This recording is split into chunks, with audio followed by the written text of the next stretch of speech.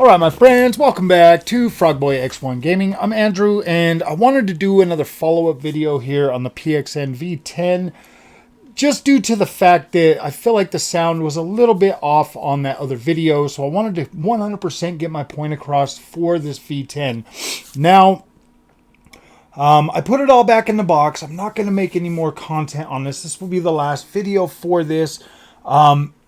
Honestly, guys, I feel like maybe I'm a little bit spoiled, with playing around with DD wheels, but I don't think that's the case. Honestly, if you watch the video, the first video that I put out on this, you could see the struggling that I was having with just Forza Motorsport. And if you've been with this channel, you know that I'm a pretty decent sim racer. I can usually get around the tracks pretty good and do a pretty good job. I just don't feel like this PXN.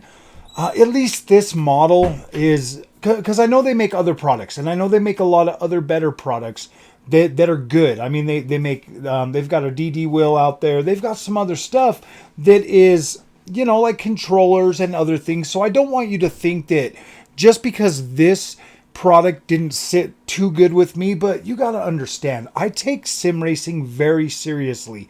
And at this channel, my whole goal is to help you find the best setup for you so that you can fully enjoy it. And I want that setup to last you. I want you to do good with it. I want you to be able to feel yourself getting better as you drive. Unfortunately, the PXN V10 does not offer any of that. I mean, I guess maybe you could look at the pedal system for this particular setup as being fairly decent. I feel like I could get some pretty decent trail braking with the amount of spring pressure that the brake pedal had.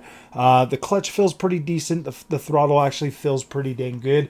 So overall, like the pedals are not the problem with this. I feel like they are pretty decent for the money that you get. They are Hall effect. They do have the Hall effect sensors in the brake pedals or in all of the pedals, so that's pretty good. For the shifters, they're just a little click switch in there, so I don't think those are going to last very, very long. I mean, this is like your entry level super budget model when it comes to when it comes to racing or whatever. And unfortunately, products like this exist, and they are priced at a point to make you think, oh gosh, man, that Thrustmaster T248 is $100 more, man. I can save $100 and get a shifter. Like, I get it. Like, I understand the thoughts that go through people's minds because I'm a consumer, and that's how I present my content on this channel as a consumer. Now, you might be in there might be those people that are in a position to where this makes sense for them to pick up. Maybe you've got a 12-year-old or 11-year-old or a 10-year-old or somebody that you want to get something for their birthday, but you're just not willing to go out of your way to invest in a better setup. But even then, I still feel like there are better name brands that are more known that are going to give you a level of enjoyment that I don't think the V10 is going to deliver for you. I really do not like doing negative reviews on this channel. I really don't. 99% of the time, when I get a product or something that I just don't care about, I just don't even review it. I just don't even talk about it. But I know that this is a product that is on Amazon, and I know that a lot of people buy this. So I just want to do my best to represent this in a fair way for the company, but also a fair way and an informative way for the people that might potentially buy this. I don't think this is a 100% terrible, useless product. First of all, it does work. It 100% functions.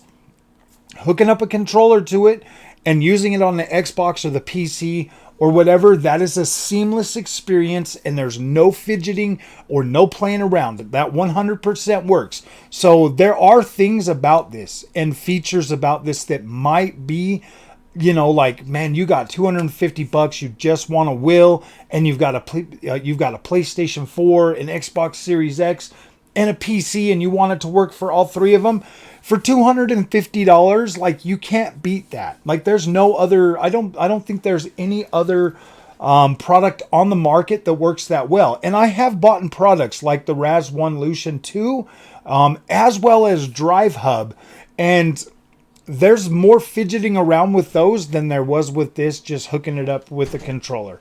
Now, you will have to have an Xbox controller or a PS4 controller. This will work on PS5, but only with PS4 games with a PS4 controller connected to it. Like, you will have to have a DualShock 4 to be able to utilize this on your PS5, but it will work that way. So there are these things that are positives about this. The pedals, I think the pedals are pretty dang good for a $250 wheel setup. The overall force feedback, and here's the biggest thing for me. I've gotten to a point where you need that force feedback. Now, I mean, you could easily play some Forza Horizon with this, or you could play some Need for Speed with this, or you could play any of them other types of games. But when you're getting into something, or I mean, you could play something like SnowRunner with this. You could play. There are use cases for a PXN. Like, I'm not saying. I mean, like, if this is the thing. Like, if say you're that person that's like, oh man, I want to get into sim racing, and you've always thought about it. And you see these on Amazon, and they're $249.99, and you're like, gosh dang, you know what? That's not too much. I mean, because when you're looking at like the Fanatec's, or you're looking at the freaking Thrustmasters, or the Logitechs, or any of them other brands, and you're seeing like that little bit higher price, and you're thinking, well, gosh, dude, I get a shifter. That might be pretty cool.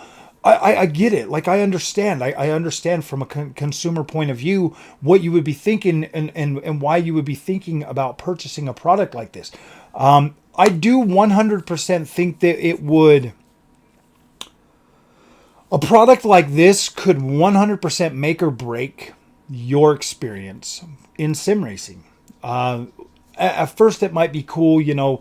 To me, like, okay, if you've ever played like Sega Rally or Daytona, like the Sega Daytona games, back in the day, you know, you got like that's kind of what the steering feels like. You go to like the arcade and you get in there and you're playing with the steering wheel and stuff. It kind of feels like that, but it doesn't have that like that torque that those have. Those do have more torque in them. This here does not have a whole lot of torque, and to me, that kind of hampers the overall experience that I've come to know for sim racing, and why I respect sim racing, and why I love sim racing, and why it absolutely blows my mind.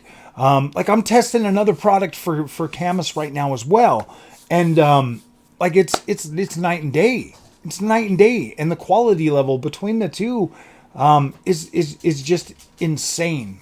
Now, like I said, there are some use cases that you could potentially use the PXN and be able to have an enjoyable experience, but I think those are going to be more limited to like your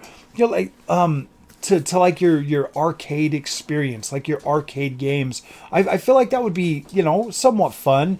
And so my recommendation goes, like, if you're going to buy this, just know that there are significantly better options out there for a little bit more money and pretty close to that same money.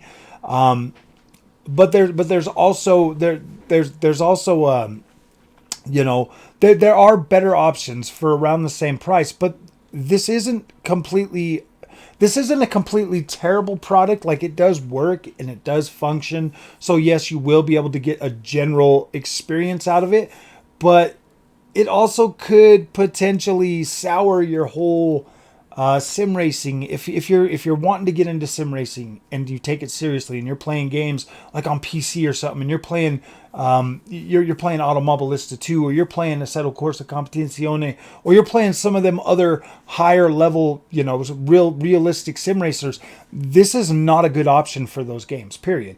For rally racing games, this is not a good option for rally racing. You need some sort of force feedback. I mean, you might be able to get away with, like, if you're just playing around and having some fun, maybe you could potentially do that. But this, I do feel like this is more of an arcade simulation racing, type experience. And a lot of the Need for Speed you can use a wheel with. You can use it with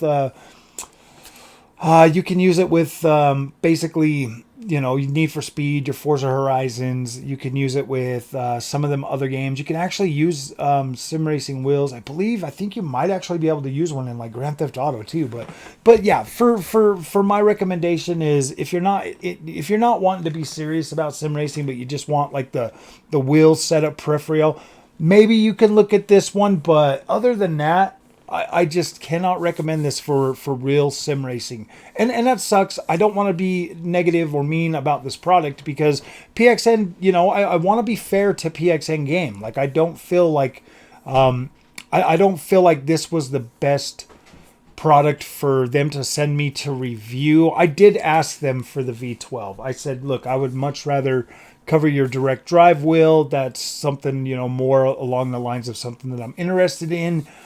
They insisted that they wanted me to take this one, and I would never lie to my community. So yeah, dude, I told them I did tell them that I would make 3 videos on it, but I think I'm going to cut that to 2, just because of the fact that I don't really have anything more to say with this, and there's no reason for me to hook it back up to use it again. Like, the experience is just not there for me in any way to where I could see myself using this product. So, all right, man.